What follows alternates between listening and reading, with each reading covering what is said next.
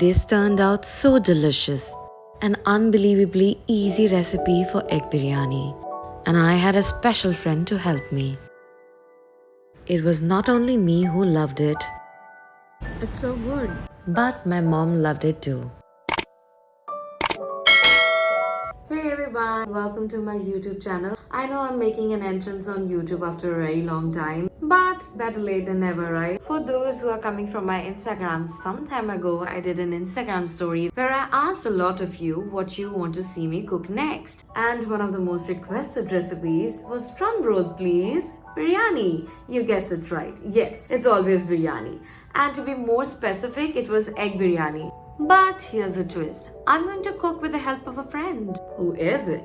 A friend I mentioned some time ago. And the friend is a brand new appliance called Upliance. My very own AI cooking assistant. Recently, as seen on Shark Tank India Season 3, clicking this button on top, I simply switch on the appliance. Once it's on, it has this beautiful home screen with an array of recipes you can try. Now let's pull up my egg biryani recipe by going to search. And it's here. Okay, over here I really like that it shows the number of people it can serve. You can view all the ingredients beforehand and also shows the number of calories. Once you scroll, it is going to show you step-by-step guide on how you can go about this recipe. So I'm just going to follow that and start by boiling the eggs. All you need is eggs, water and salt. I absolutely love that appliance comes with these measuring spoons. Once everything is in, I'm going to put the lid on, click start and go about my day because appliance will take care of boiling the eggs to perfection. I love the clicking sound it makes when I open the lid. Now that the eggs are ready, let's peel them.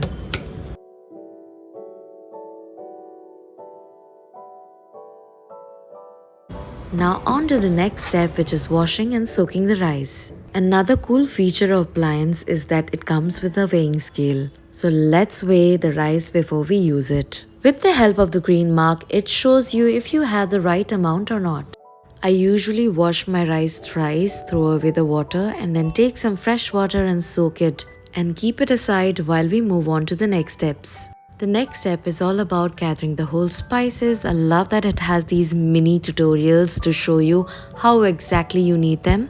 So here goes my cumin seeds, cloves, black pepper, black cardamom split open, some oil measured with the spoon given with appliance, and cinnamon stick. Back to the screen where I click on start, and this step only takes 2 minutes 30 seconds.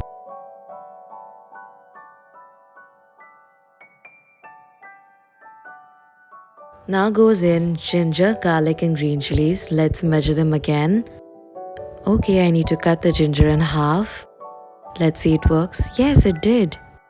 In this step, you can notice that I've added the garlic and ginger whole because it's going to blend it by itself inside, which I think is pretty cool.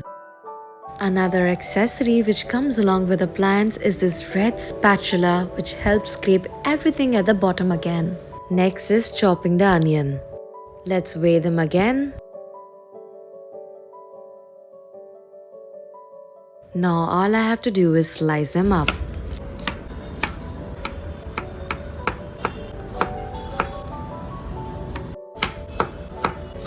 Once it's done, I'm going to add it in the jar. This step requires that the crown be off. This is done so that the steam can escape easily while it sautés our onion.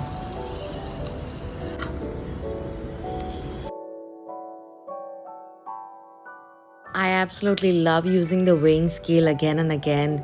It just makes sure that everything is to perfection. Here goes in mint leaves, potatoes, tomato puree and water.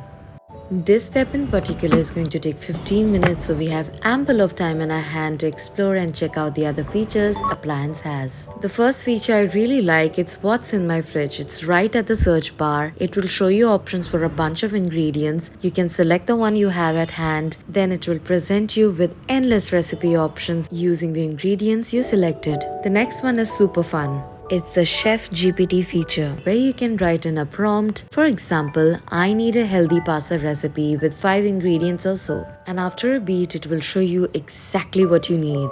I'm a big fan of this feature.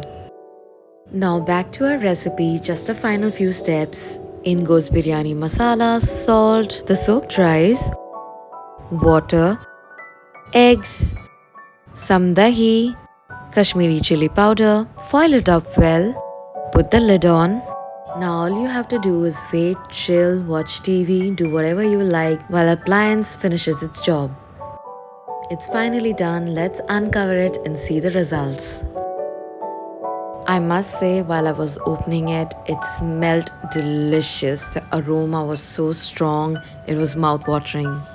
I'm garnishing it further with some fried onion and coriander leaves, which is optional, but I like doing it a little extra. It's finally done. I cannot wait to put this in my mouth, but I have to make my mom try this first. Let's see her reaction. Oh, she definitely loves it. So my mom already tasted this. Let's taste it now. This looks very delicious.